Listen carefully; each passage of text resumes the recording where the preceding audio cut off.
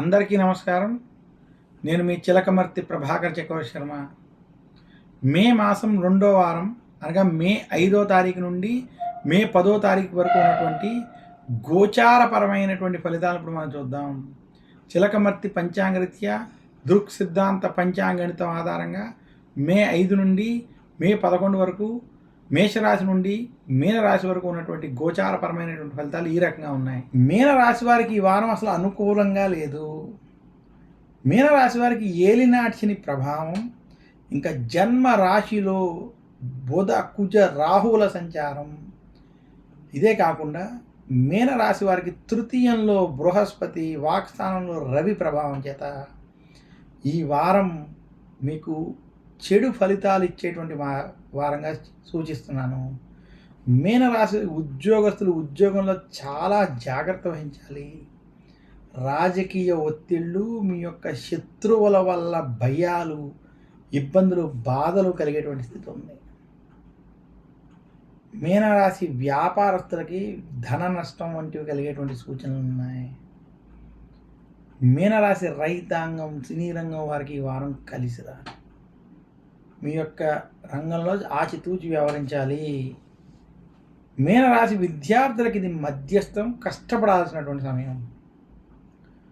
మీనరాశి రాజకీయ నాయకులకి కలిసి రానటువంటి వారంగా మాత్రం సూచిస్తున్నాను.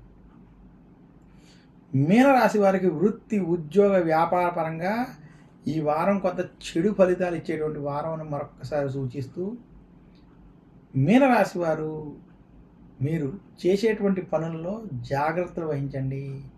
మనస్పర్ధలకు గురవద్దు, ఆవేశపూరిత నిర్ణయాలు తీసుకోవద్దని మాత్రం సూచిస్తున్నాను. ఆచితూచి వ్యవహరించాలి మీనరాశి వారు.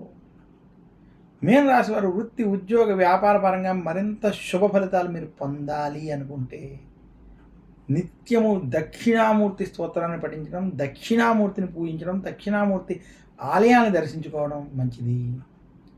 అలాగే శనివారం రోజు శనికి తైలాభిషేకం చేసి దశరథ ప్రోక్త శని స్తోత్రం వంటి స్తోత్రాలను పఠించాలని సూచిస్తున్నాను.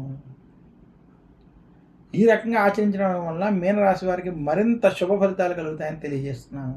నాకు ఈ అవకాశం ఇచ్చినటువంటి ప్రేక్షకులకి, అలాగే ఈ యూట్యూబ్, ఈ టీవీ ఛానల్ యాజమాన్యం అందరికీ కూడా నా హృదయపూర్వక ధన్యవాదాలు తెలియజేస్తూ, వారం వారం వచ్చేటువంటి ఈ రాశి ఫలితాలు మనం చూస్తున్నాం. ఈ రాశి ఫలితాలు నేను చిలకమర్తి పంచాంగరీత్యా దృక్ సిద్ధాంత పంచాంగణితం ఆధారంగా నేను మీకు తెలియజేశాను.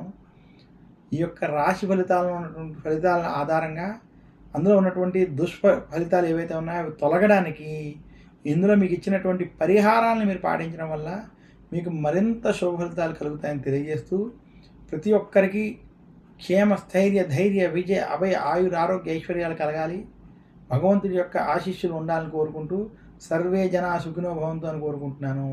నమస్కారం. మీ చిలకమర్తి ప్రభాకర్ చక్రవర్తి శర్మ.